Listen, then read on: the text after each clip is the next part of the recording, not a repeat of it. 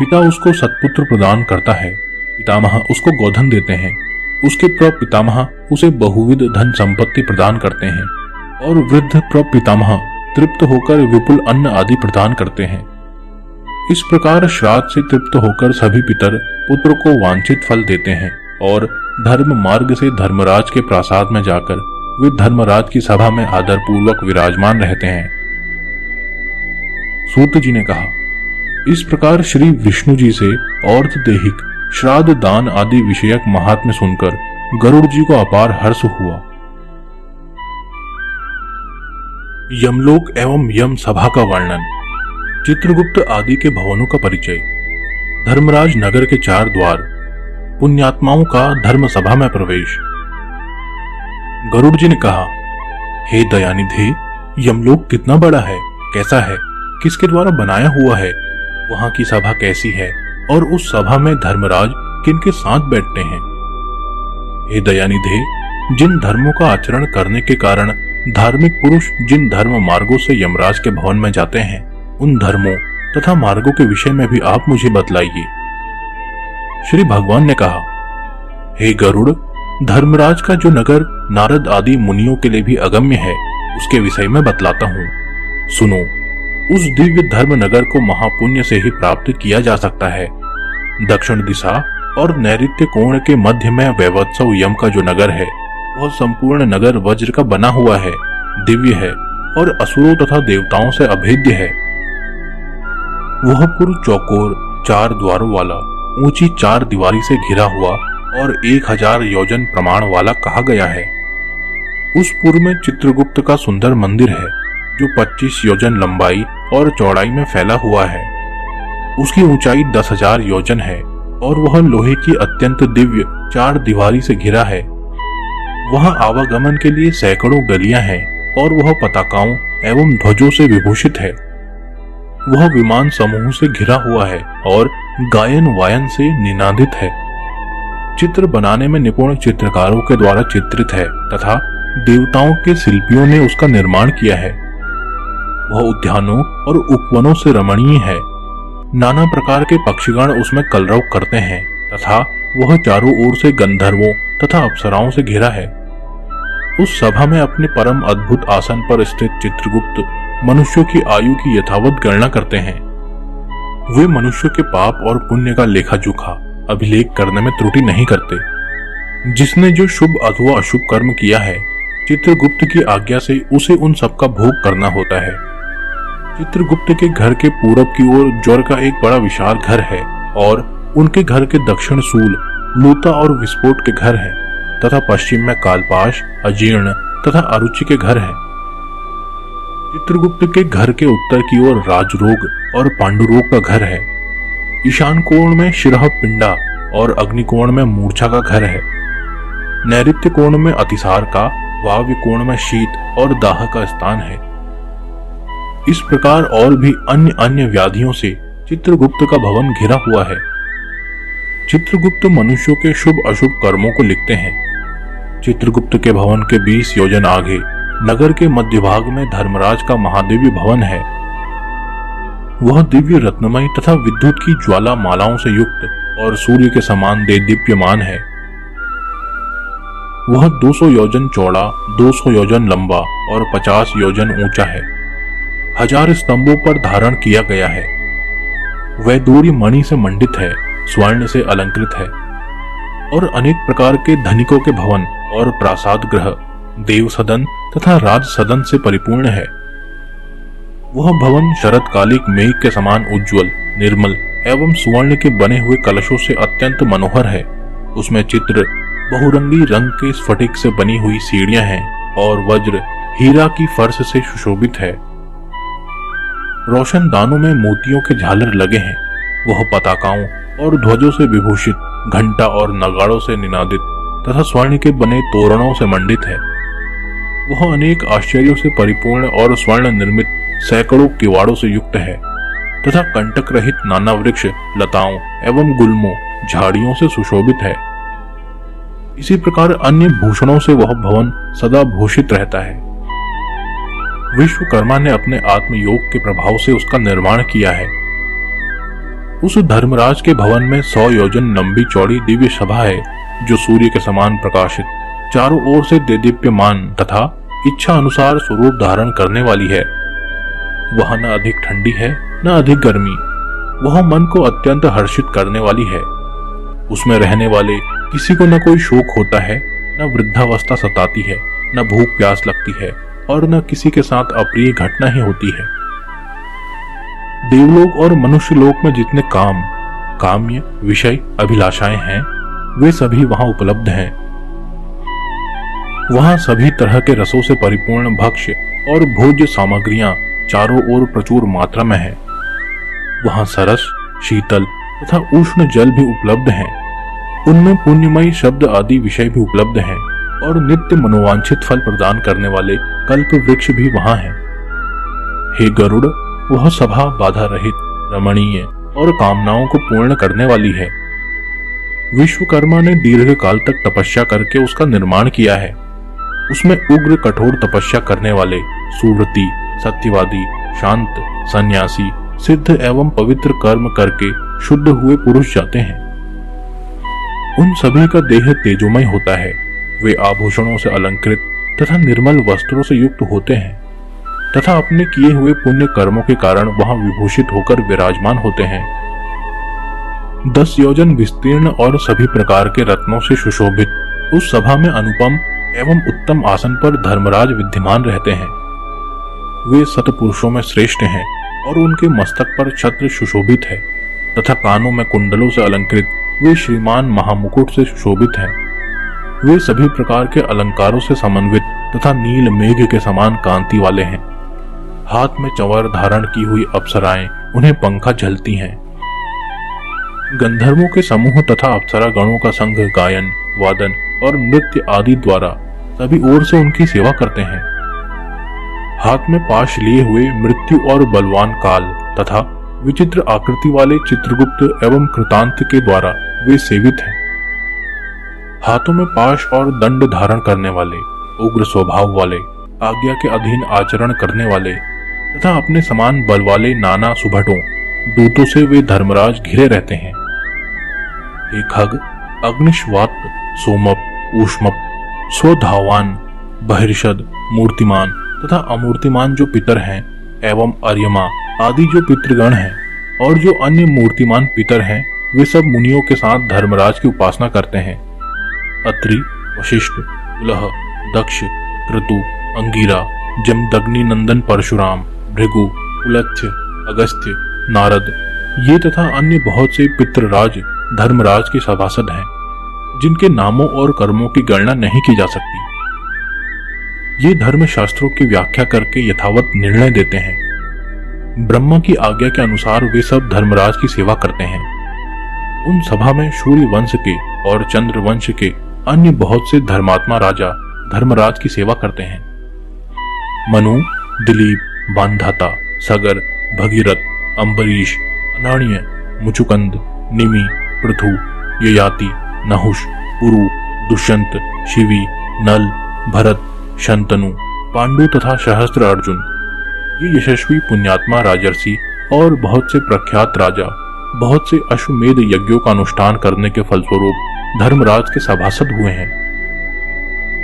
धर्मराज की सभा में धर्म की ही प्रवृत्ति होती है।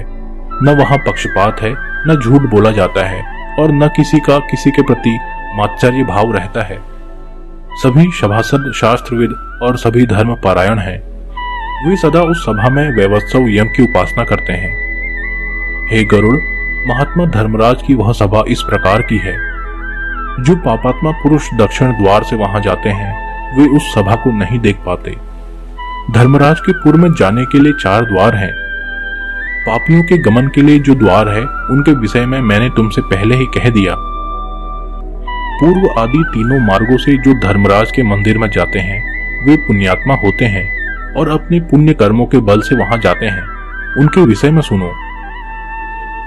उन मार्गों में जो पहला पूर्व मार्ग है, वह सभी प्रकार की सामग्रियों से समन्वित है और पारिजात वृक्ष की छाया से आच्छादित तथा रत्न मंडित है।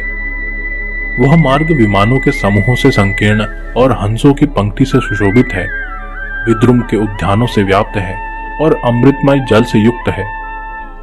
उस मार्ग से पुण्यात्मा ब्रह्म ऋषि और अमल अंतरात्मा राजर्षि, अप्सरागण, गंधर्व, विद्याधर, वासुकी आदि महान नाग जाते हैं।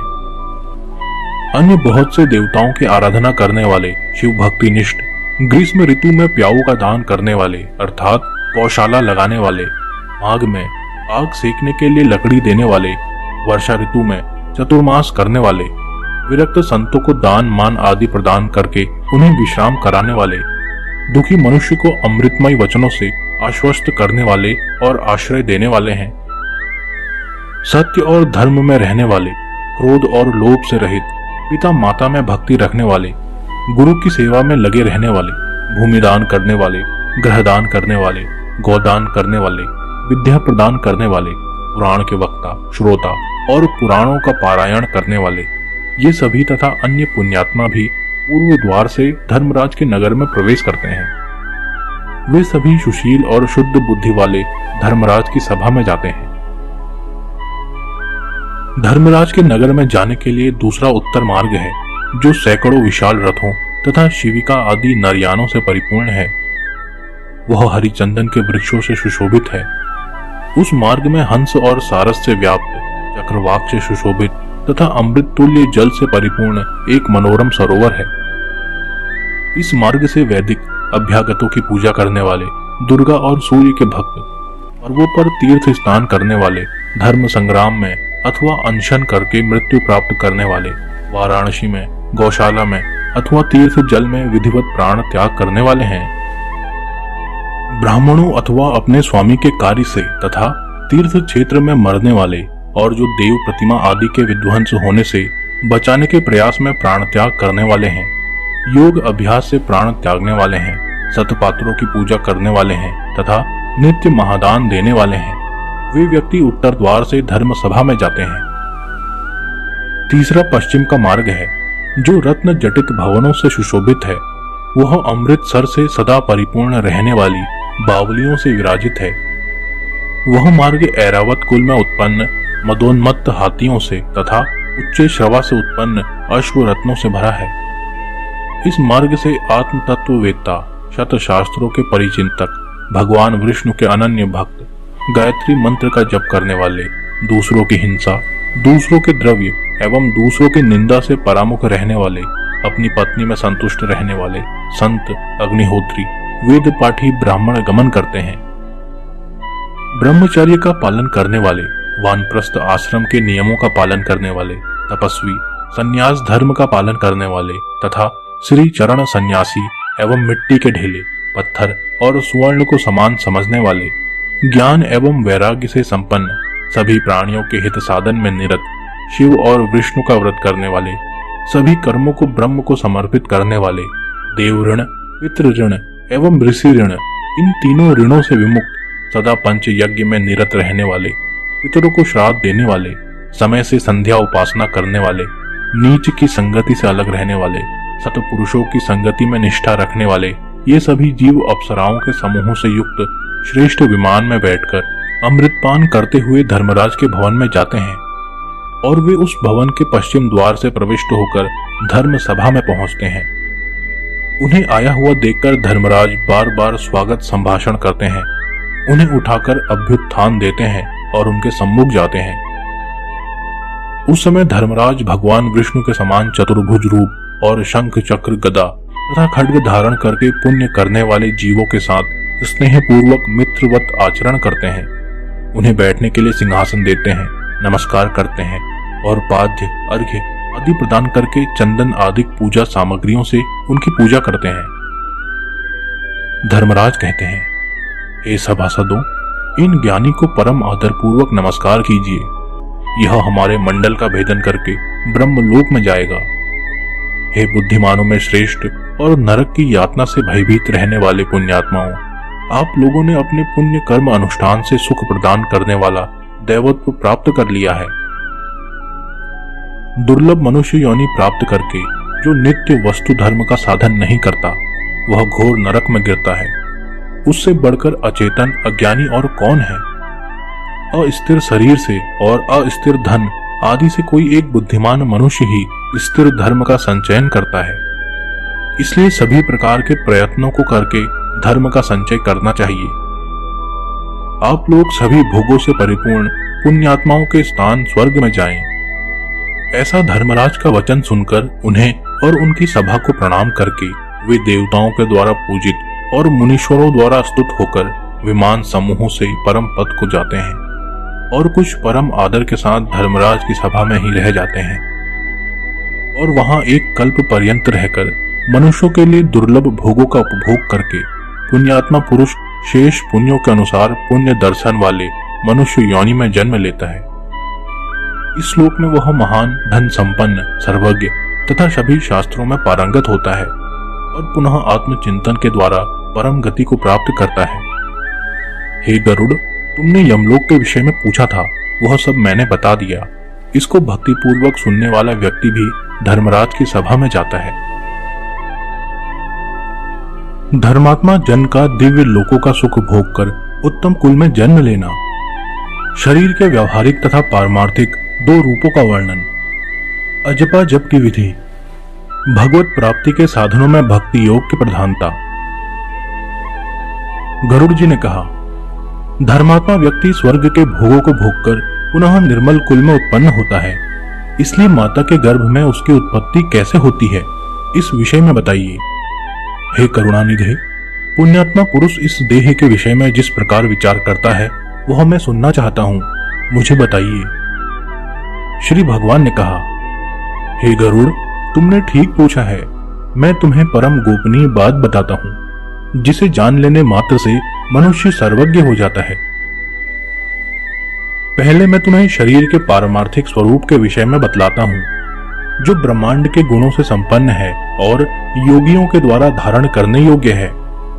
इस पारमार्थिक शरीर में जिस प्रकार योगी लोग षष्ठ चक्र का चिंतन करते हैं और ब्रह्म रंध्र में सच्चिदानंद स्वरूप ब्रह्म का जिस प्रकार ध्यान करते हैं, वह सब मुझसे सुनो। पुण्यात्मा जीव पवित्र आचरण करने वाले लक्ष्मी संपन्न गृहस्थों के घर में जैसे उत्पन्न होता है और उसके पिता एवं माता के विधान तथा नियम जिस प्रकार के होते हैं, उनके विषयों में तुमसे कहता हूं। स्त्रियों के ऋतुकाल में 4 दिन तक उनका त्याग कर देना चाहिए, उनसे दूर रहना चाहिए। उतने समय तक उनका मुख भी नहीं देखना चाहिए, क्योंकि उस समय उनके शरीर में पाप का निवास रहता है। चौथे दिन वस्त्रों सहित स्नान करने के अनंतर वह नारी शुद्ध होती है तथा 1 सप्ताह के बाद पितरों एवं देवताओं के पूजन अर्चन तथा व्रत करने योग्य होती है। 1 सप्ताह के मध्य में जो गर्भ धारण होता है, उससे मलिन मनोवृत्ति वाली संतान का जन्म होता है। प्रायः ऋतुकाल के 8वें दिन गर्भाधान से पुत्र की उत्पत्ति होती है। ऋतुकाल के अनंतर युग्म रात्रियों में गर्भाधान होने से पुत्र और अयुग्म विषम रात्रियों में गर्भाधान से कन्या की उत्पत्ति होती है। इसलिए पूर्व की 7 रात्रियों को छोड़कर युग्म रात्रियों में ही समागम करना चाहिए। स्त्रियों के रजोदर्शन से सामान्यतः 16 रात्रियों तक ऋतुकाल बताया गया है। 14वीं रात्रि को गर्भाधान होने पर गुणवान, भाग्यवान और धार्मिक पुत्र की उत्पत्ति होती है। प्राकृत जीवों, सामान्य मनुष्यों को गर्भाधान के निमित्त उस रात्रि में गर्भाधान का अवसर प्राप्त नहीं होता। 5वें दिन स्त्री को मधुर भोजन कराना चाहिए। कड़वा, खारा, तीखा तथा उष्ण भोजन से दूर रहना चाहिए। तब स्त्री का वह क्षेत्र गर्भाशय औषधि का पात्र हो जाता है और उसमें स्थापित बीज अमृत की तरह सुरक्षित रहता है। उस औषधि क्षेत्र में बीज वपन गर्भाधान करने वाला स्वामी अच्छे फल, स्वस्थ संतान को प्राप्त करता है। तांबूल खाकर, पुष्प और श्रीखंड, चंदन से युक्त होकर तथा पवित्र वस्त्र धारण करके मन में धार्मिक भावों को रखकर पुरुष को सुंदर शैया पर संवास करना चाहिए। गर्भाधान के समय पुरुष की मनोवृत्ति जिस प्रकार की होती है, उसी प्रकार के स्वभाव वाला जीव गर्भ में प्रविष्ट होता है। बीज का स्वरूप धारण करके चैतन्य अंश पुरुष के शुक्र में स्थित रहता है। पुरुष की काम वासना, चित्तवृत्ति तथा शुक्र जब एकत्व को प्राप्त होते हैं, तब स्त्री के गर्भाशय में पुरुष द्रवित स्खलित होता है। स्त्री के गर्भाशय में शुक्र और शोणित के संयोग से पिंड की उत्पत्ति होती है। गर्भ में आने वाला सुकृति पुत्र पिता माता को परम आनंद देने वाला होता है और उसके पुंसवन आदि समस्त संस्कार किए जाते हैं। पुण्यात्मा पुरुष ग्रहों की उच्च स्थिति में जन्म प्राप्त करता है।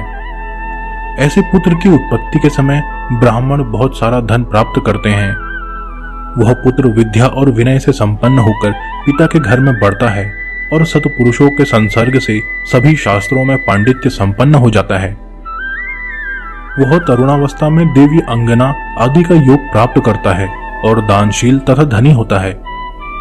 पूर्व में किए हुए तपस्या, तीर्थ सेवन आदि महापुण्यों के फल का उदय होने पर वह नित्य आत्मा और अनात्मा अर्थात परमात्मा और उससे भिन्न पदार्थों के विषय में विचार करने लगता है, जिससे उसे यह बोध होता है कि सांसारिक मनुष्य भ्रमवश रस्सी में सर्प के आरोप की भांति वस्तु अर्थात सच्चिदानंद ब्रह्म में अवस्तु अर्थात अज्ञान आदि जगत प्रपंच का अध्यारोप करता है।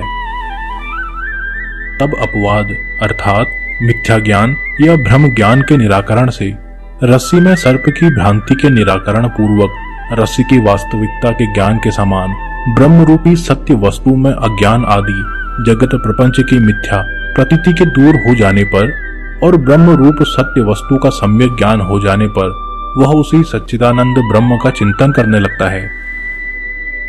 सांसारिक पदार्थ रूप असत या अनात्म पदार्थों के अन्वित होने वाले इस ब्रह्म के संग रहित शुद्ध स्वरूप के सम्यक बोध के लिए मैं तुम्हें इसके साथ अन्वित या संबद्ध प्रतीत होने वाले पृथ्वी आदि अनात्म वर्ग के अर्थात पंचभूतों आदि के गुणों को बतलाता हूँ। पृथ्वी, जल, अग्नि, वायु तथा आकाश ये 5 स्थूल भूत कहे जाते हैं। यह शरीर इन्हीं 5 भूतों से बनता है, इसलिए 5 भौतिक कहलाता है। हे खगेश्वर, त्वचा, हड्डियां, नाड़ियां, रोम तथा मांस ये 5 भूमि के गुण हैं। यह मैंने तुम्हें बतलाया है। लार, मूत्र, वीर्य, मज्जा तथा 5वां रक्त ये 5 जल के गुण कहे गए हैं। अब तेज के गुणों को सुनो। हे गरुड़, योगियों के द्वारा सर्वत्र क्षुधा, तृषा, आलस्य, निद्रा और कांति ये 5 गुण तेज के कहे गए हैं। सिकुड़ना, दौड़ना, लांघना, फैलाना तथा चेष्टा करना ये 5 गुण वायु के कहे गए हैं। शब्द, छिद्र, गांभीर्य, श्रवण और समस्त तत्वों को आश्रय प्रदान करना ये 5 गुण तुम्हें प्रयत्न पूर्वक आकाश के जानने चाहिए। पूर्व जन्म के कर्मों से अधिवासित मन, बुद्धि, अहंकार और चित्त यह अंतःकरण चतुष्ट कहा जाता है। कान, त्वक, जिह्वा, नेत्र, नासिका ये ज्ञानेंद्रियां हैं तथा वाक, हाथ, पैर, गुदा और उपस्थ ये कर्म इंद्रियां हैं। दिशा, वायु, सूर्य, प्रचेता और अश्वनी कुमार ये ज्ञान इंद्रियों के तथा वहिन, इंद्र, विष्णु, मित्र तथा प्रजापति ये कर्म इंद्रियों के देवता कहे गए हैं। देह के मध्य में ईड़ा, पिंगला, सुषुम्ना, गांधारी, गजजिह्वा, पूषा, यशस्विनी, अलम्बुषा, कुहू और शंखिनी ये 10 प्रधान नाड़ियां स्थित हैं। प्राण, अपान, समान, उदान तथा व्यान, नाग, कूर्म, कृकल, देवदत्त और धनंजय ये 10 वायु हैं। हृदय में प्राण वायु, गुदा में उपान वायु, नाभिमंडल में समान वायु, कंठ देश में उदान वायु और संपूर्ण शरीर में व्यान वायु व्याप्त रहते हैं। डकार या वमन में नाग वायु हेतु है, जिसके द्वारा उन्मीलन होता है वह कूर्म वायु कहा जाता है। कृकल नामक वायु क्षुधा को उद्दीप्त करता है। देवदत्त नामक वायु जम्भाई कराता है। सर्वव्यापी धनंजय वायु मृत्यु के पश्चात भी मृत शरीर को नहीं छोड़ता। ग्रास के रूप में खाया हुआ अन्न सभी प्राणियों के शरीर को पुष्ट करता है। उस पुष्टिकारक अन्न के सारांश भूत रस को व्यान नामक वायु शरीर की सभी नाड़ियों में पहुंचाता है। उस वायु के द्वारा भुक्त आहार 2 भागों में विभक्त कर लिया जाता है। गुदा भाग में प्रविष्ट होकर सम्यक रूप से अन्न और जल को पृथक पृथक करके अग्नि के ऊपर जल और जल के ऊपर अन्न को करके अग्नि के नीचे वह प्राण वायु स्वतः स्थित होकर उस अग्नि को धीरे धीरे धोंकता है। उसके द्वारा धोंके जाने पर अग्नि किट, मल और रस को पृथक पृथक कर देता है। तब वह व्यान वायु उस रस को संपूर्ण शरीर में पहुंचाता है रस से पृथक किया गया मल शरीर के कर्ण, नासिका आदि 12 छिद्रों से बाहर निकलता है। कान, आंख, नासिका, जिह्वा, दंत, नाभि, नख, गुदा, गुप्तांग तथा शिराएं और समस्त शरीर में स्थित छिद्र एवं लोम ये 12 मल के निवास स्थान हैं। जैसे सूर्य से प्रकाश प्राप्त करके प्राणी अपने अपने कर्मों में प्रवृत्त होते हैं, उसी प्रकार चैतन्य अंश से सत्ता प्राप्त करके ये सभी वायु अपने अपने कर्म में प्रवृत्त होते हैं। हे खग, अब नरदेह के 2 रूपों के विषय में सुनो। एक व्यावहारिक तथा दूसरा पारमार्थिक है। हे विनतासुत, व्यावहारिक शरीर में 3.5 करोड़ रोम, 7 लाख केश, 20 नख तथा 32 दांत सामान्यतः बताए जाते हैं। इस शरीर में 1000 पल मांस, 100 पल रक्त, 10 पल मेदा, 70 पल त्वचा, 12 पल मज्जा और 3 पल महारक्त होता है। पुरुष के शरीर में 2 कुड़व शुक्र और स्त्री के शरीर में 1 कुड़व शोणित रज होता है। संपूर्ण शरीर में 360 हड्डियां कही गई हैं। शरीर में स्थूल और सूक्ष्म रूप से करोड़ों नाड़ियां हैं। इनमें 50 पल पित्त और उसका आधा अर्थात 25 पल श्लेष्मा कफ बताया गया है। सदा होने वाले विष्ठा और मूत्र का प्रमाण निश्चित नहीं किया गया है। व्यावहारिक शरीर इन उपर्युक्त गुणों से युक्त है। पारमार्थिक शरीर में सभी 14 भुवन, सभी पर्वत, सभी द्वीप एवं सभी सागर तथा सूर्य आदि ग्रह सूक्ष्म रूप से विद्यमान रहते हैं। पारमार्थिक शरीर में मूलाधार आदि 6 चक्र होते हैं। ब्रह्मांड में जो गुण कहे गए हैं वे सभी इस शरीर में स्थित हैं। योगियों के धारणास्पद उन गुणों को मैं बताता हूं जिनकी भावना करने से जीव विराट स्वरूप का भागी हो जाता है। पैर के तलवे में तल्लोक तथा पैर के ऊपर वितल लोक जानना चाहिए। इसी प्रकार जानू में सुतल लोक और जांघों में महातल जानना चाहिए। शक्ति के मूल में तलातल, गुह्य स्थान में रसातल, कटि प्रदेश में पाताल, इस प्रकार पैरों के तलवों से लेकर कटि पर्यंत 7 अधोलोक कहे गए हैं। नाभि के मध्य में भुरलोक, नाभि के ऊपर भुवरलोक, हृदय में स्वर्गलोक, कंठ में महरलोक, मुख में जनलोक, ललाट में तपोलोक और ब्रह्म रंध्र में सत्यलोक स्थित है। इस प्रकार 14 लोक पारमार्थिक शरीर में स्थित हैं। त्रिकोण के मध्य में मेरु, अधः कोण में मंदर, दाहिने कोण में कैलाश, वाम कोण में हिमाचल, ऊर्ध्व रेखा में निषद, दाहिनी ओर की रेखा में गंधमादन तथा बाईं ओर की रेखा में रावणाचल नामक पर्वत स्थित है। ये 7 कुल पर्वत इस पारमार्थिक शरीर में हैं। अस्थि में जम्बूद्वीप, मज्जा में शाकद्वीप, मांस में कुशद्वीप, शिराओं में क्रौंच द्वीप, त्वचा में शालमली द्वीप, रोम समूह में गोमेर द्वीप और नख में पुष्कर द्वीप की स्थिति जाननी चाहिए। तत्पश्चात सागरों की स्थिति इस प्रकार है। हे गरुड़, क्षार समुद्र मूत्र में, क्षीर सागर दूध में, सुरा का सागर श्लेष्म कफ में, घृत का सागर मज्जा में, रस का सागर शरीरस्थ रस में और दधी सागर रक्त में स्थित समझना चाहिए। स्वादुदक सागर को लंबिका स्थान, कंठ के लटकते हुए भाग अथवा उपजिह्वा या काकल में समझना चाहिए। नाद चक्र में सूर्य, बिंदु चक्र में चंद्रमा, नेत्रों में मंगल और हृदय में बुध को स्थित समझना चाहिए। विष्णु स्थान अर्थात नाभि में स्थित मणिपूरक चक्र में बृहस्पति तथा शुक्र में शुक्र स्थित हैं। नाभि स्थान नाभि गोलक में शनैश्चर स्थित हैं और मुख में राहु स्थित कहा गया है। वायु स्थान में केतु स्थित है। इस प्रकार समस्त ग्रहमंडल इस पारमार्थिक शरीर में विद्यमान है। इस प्रकार अपने इस शरीर में समस्त ब्रह्मांड का चिंतन करना चाहिए। प्रभात काल में सदा पद्मासन में स्थित होकर 6 चक्रों का चिंतन करें और यथोक्त क्रम से अजपा जप करें। अजपा नाम की गायत्री मुनियों को मोक्ष देने वाली है। इसके संकल्प मात्र से मनुष्य सभी पापों से मुक्त हो जाता है। हे गरुड़, सुनो, मैं तुम्हें अजपा जप का उत्तम क्रम बताता हूँ, जिसको सर्वदा करने से जीव भाव से मुक्त हो जाता है। मूलाधार, स्वाधिष्ठान, मणिपूरक, अनाहत, विशुद्ध तथा आज्ञा, इन्हें 6 चक्र कहा जाता है। इन चक्रों का क्रमशः मूलाधार गुद प्रदेश के ऊपर में, लिंग देश में, नाभि में, हृदय में, कंठ में, भौहों के मध्य में तथा ब्रह्म रंध्र में चिंतन करना चाहिए। मूलाधार चक्र चतुर्दल आकार अग्नि के समान और व से 100 पर्यंत वर्णों अर्थात व, श, श और 100 का आश्रय है। स्वाधिष्ठान चक्र सूर्य के समान दीप्तिमान ब से लेकर ल पर्यंत वर्णों अर्थात ब, भ, म, य, र, ल का आश्रय स्थान और षड दलाकार है। मणिपूरक चक्र रक्तिम आभा वाला 10 दलाकार और ड से लेकर फ पर्यंत वर्णों अर्थात ड, ढ, ण, त, थ, द, ध, न, प, फ का आधार है। अनाहत चक्र 12 दलाकार स्वर्णिम आभा वाला तथा क से ठ पर्यंत वर्णों अर्थात क, ख, ग, घ, ङ, च, छ, ज, झ, य, ट, ठ से युक्त है।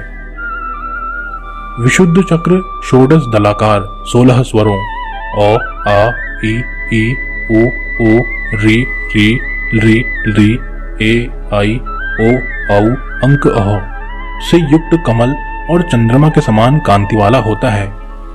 आज्ञा चक्र हम, सह इन 2 अक्षरों से युक्त द्विदलाकार और रक्तिम वर्ण का है। उसके ऊपर ब्रह्म रंध्र में देदीप्यमान सहस्त्र दल कमलाकार चक्र है जो कि सदा सत्यमय, आनंदमय, शिवमय, ज्योतिर्मय और शाश्वत है। इन चक्रों में क्रमशः गणेश, ब्रह्मा, विष्णु, शिव, जीवात्मा, गुरु तथा व्यापक परम ब्रह्म का चिंतन करना चाहिए।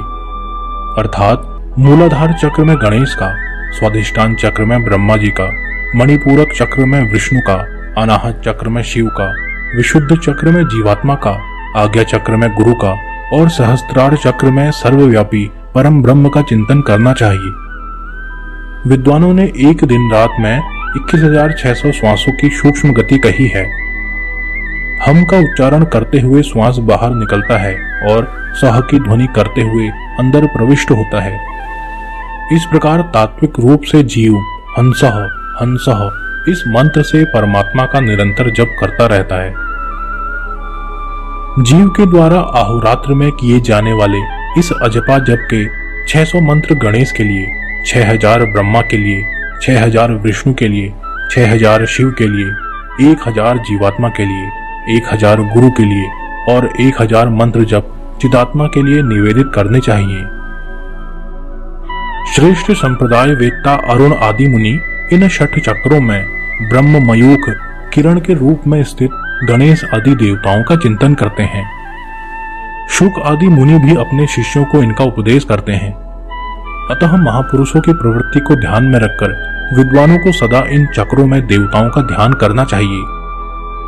सभी चक्रों में अनन्य भाव से उन देवताओं की मानस पूजा करके गुरु के उपदेश के अनुसार अजपा गायत्री का जप करना चाहिए। इसके बाद ब्रह्म रंध्र में अधोमुख रूप में स्थित सहस्त्र दल कमल में हंस पर विराजमान वर तथा अभय मुद्रा युक्त दोनों हस्त कमलों की स्थिति वाले श्री गुरु का ध्यान करना चाहिए। गुरु चरणों से निकली हुई अमृतमयी धारा से अपने शरीर को प्रक्षालित होता हुआ सा चिंतन करें। फिर पंच उपचार से पूजा करके स्तुति पूर्वक प्रणाम करना चाहिए। तदंतर कुंडलिनी का ध्यान करना चाहिए जो 6 चक्रों में 3.5 वलय में स्थित है और आरोह तथा अवरोह के रूप में 6 चक्र में संचरण करती है। तदंतर ब्रह्म रंध्र से बहिर्गत सुषुम्ना नामक धाम प्रकाश मार्ग का ध्यान करना चाहिए। उस मार्ग से जाने वाले पुरुष विष्णु के परम पद को प्राप्त करते हैं। इसके अनंतर ब्रह्म नामक मुहूर्त में मेरे द्वारा चिंतित आनंद स्वरूप स्वप्रकाश सनातन रूप का सदा ध्यान करना चाहिए। इस प्रकार गुरु के उपदेश से मन को निश्चल बनाएं। अपने प्रयत्न से ऐसा नहीं करें क्योंकि गुरु के उपदेश के बिना साधक का पतन हो सकता है। इस प्रकार अंतर्याग संपन्न करके बहिर्याग का अनुष्ठान करना चाहिए। स्नान तथा संध्या आदि कर्मों को करके विष्णु और शिव की पूजा करनी चाहिए। देह का अभिमान रखने वाले अर्थात 5 भौतिक शरीर को ही अपना शरीर समझने वाले व्यक्तियों की वृत्ति अंतर्मुखी नहीं हो सकती। इसलिए उनके लिए सरलता पूर्वक की जा सकने वाली मेरी भक्ति ही मोक्ष साधिका हो सकती है। यद्यपि तपस्या और योग साधना आदि भी मोक्ष के मार्ग हैं, तो भी इस संसार चक्र में फंसे हुए व्यक्तियों के उद्धार के लिए मेरा भक्ति मार्ग ही समीचीन उपाय है। ब्रह्मा आदि देवों ने वेद और शास्त्र का पुनः पुनः विचार करके 3 बार यही सिद्धांत सुनिश्चित किया है। यज्ञ आदि सदधर्म भी अंतःकरण की शुद्धि के हेतु हैं और इस शुद्धि के फलस्वरूप मेरी भक्ति प्राप्त होती है, जिसे प्राप्त करके व्यक्ति पुनः जन्म मरण आदि दुखों से पीड़ित नहीं होता। हे गरुड़, जो सुकृति मनुष्य इस प्रकार का आचरण करता है वह मेरी भक्ति के योग से सनातन मोक्ष पद प्राप्त करता है।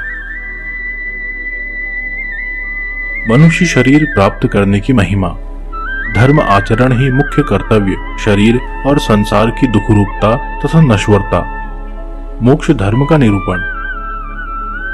गरुड़ जी ने कहा, हे दया सिंधु, अज्ञान के कारण जीव जन्म मरण रूपी संसार चक्र में पड़ता है, यह मैंने सुना।